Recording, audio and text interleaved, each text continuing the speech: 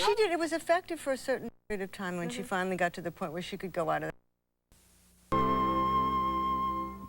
I would like to welcome, as a special guest, Eartha Kitt.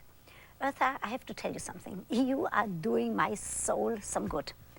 Because you know what the French say. They say, une femme d'un certain âge, Oui. A woman, Oui, je comprends bien, moi. a woman of a certain age. I just saw what you did here before and how you're doing it, but tell me, how do you keep that body? How By do you moving keep that constantly. Constantly, even on a chair? That's very sexy what you just did there. I don't want my producer, John Lolos, to see that.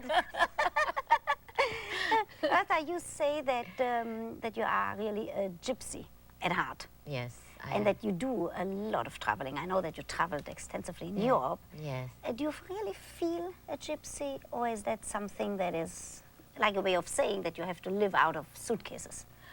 Well, I think it came by circumstances because I was born in the South and rejected by my mother and the tribe, so to speak. Blacks don't want you, the whites don't want you, and you're an illegitimate child, so you're not really wanted. So Did you know that as a child? Was that? Oh yes, my mother gave me away, and I stood there in the yard of the place that she gave me to and watched her disappear through the cotton fields. So I never felt that I really belonged to anyone or in any one place. And it so happened that my life came to a point where I joined the ballet company and has been traveling ever since. It was a lot of fun in the beginning because I think the traveling has given me a tremendous insight to cultural things, other people's way of life, and has given me a tremendous education that maybe I would not have gotten in school. Now that my daughter has decided not to travel with me anymore, it's not as much fun as it used to be. So your daughter used to travel with you while you were traveling for business. What did she do? Well, she started traveling with me when she was 3 months old, when the doctors gave me permission to let her travel with me. Because you did something that you would have never permitted. And I understand that very well, because I grew up as an orphan. You would never have permitted to be separated from your daughter. No, never. What is your daughter doing now? She's a model now. Are you proud She's of very her? beautiful, very intelligent, and an adorable person. It's a very good person. I'm very proud of her. I like her very much. That's a terrific thing to say from a mother, that it's not just it's my daughter, but that you really like her. Oh, yes. I was told that you do love to grow vegetables. Oh, yes. I think the vegetables that I see growing in my own yard, or whether I have a window box, I still grow whatever it is that one can grow in a window box. But I love the dirt. And I never really get nails put on until I get ready to go on the stage, so to speak. But to put my hands in the dirt and to feed myself from what I see growing and to see nature around me, it's a wonderful feeling of self-peace. And it gets me my sanity back from the riffraff or whatever one gets involved with out there. That's very interesting, because what you are saying is what so many people, poets and in the literature, have been saying about this going back to earth and have this kind of communion with the earth. What do you grow? Everything, anything that'll grow. What do you like best? Collard greens. I find that a very stimulating food. It has a lot of iron in it. And sweet potatoes, I tried that. Stimulating in the area that I talk about, also sexually stimulating? Oh, very much so. It's exciting because when I see my food growing and then I take it into my own kitchen and I prepare it myself, and everything that I put inside of it, you know, is potpourri. And I feed my men that particularly, and I find that they get very stimulated. You don't think that it's because of those sparkling eyes that they get stimulated, or because of that body that moves? Well, I think they eat the food first and then whatever happens after that.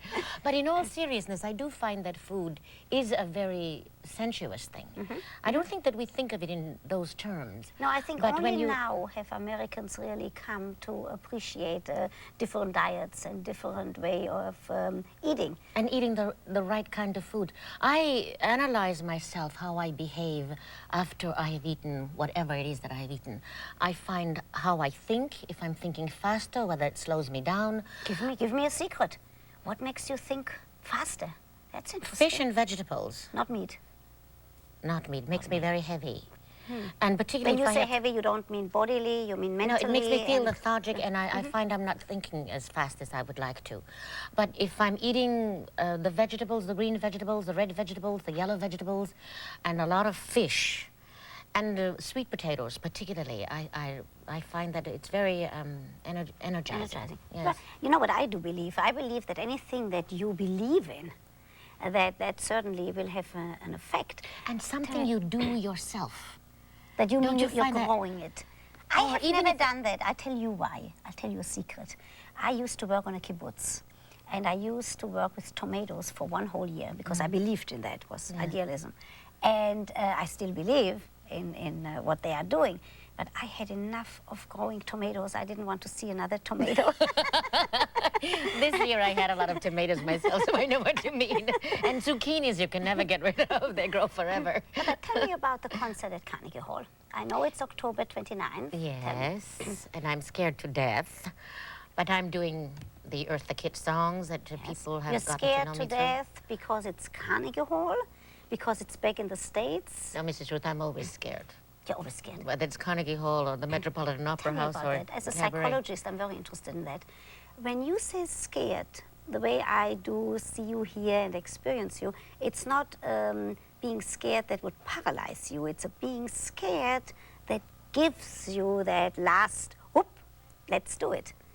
How do Well, you do that last oop only comes just before you step on the stage. So what do you do before? Because before that, I'm paralyzed. What do you say? What do I do before? You say to yourself all the things that could go wrong, that maybe there's nobody in the audience? That's the thing you worry about the most. Nobody's there. What else? And the fact that maybe the voice is not quite up to par, because no matter how well you prepare yourself, you never know. You can never trust that the larynx is going to be absolutely au point. And you are afraid that you have not lived up to your own expectations. I think that you can read all the critics in the world and you can listen to the applause, but it's those applause. I can tell immediately if the applause are honest applause or whether they are applauding Polite. for something I did 20 years ago or whether they're just being polite. And that honesty of the applause, That's what you're waiting for. that's what I'm waiting for. That's the greatest payment in the world. And you other than really the fact can that I have to hear pay my that. bills too.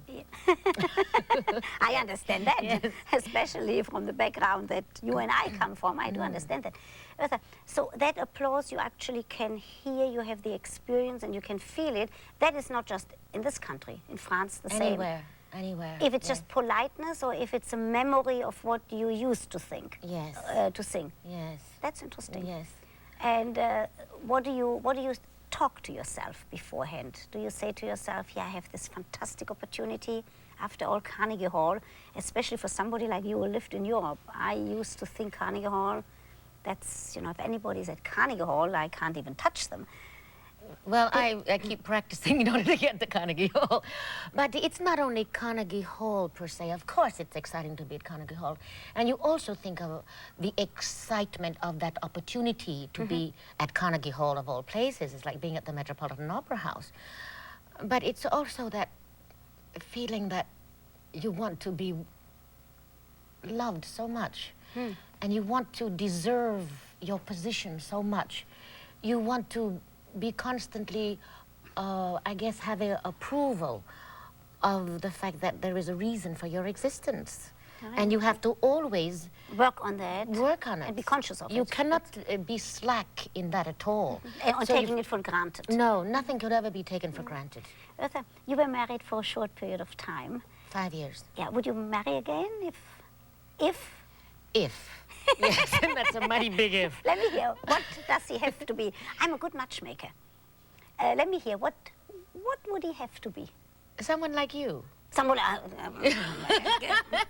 Someone who has a marvelous personality, who is exciting, who is intelligent, who has a good sense of humor, who has tremendous respect for other people, and is a good listener.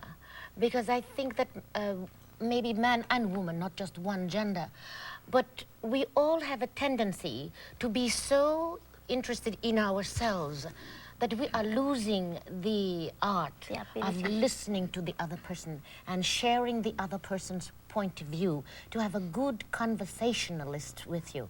I'm looking for a good conversationalist and someone whom I can play with.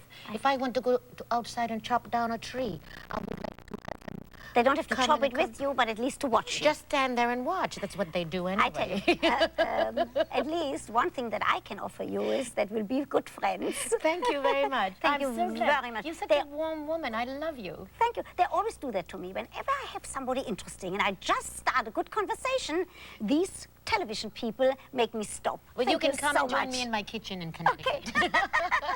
I'll taste your vegetable. Stay right where you are. We'll be back with viewer mail and calls when the Dr. Ruth Show continues.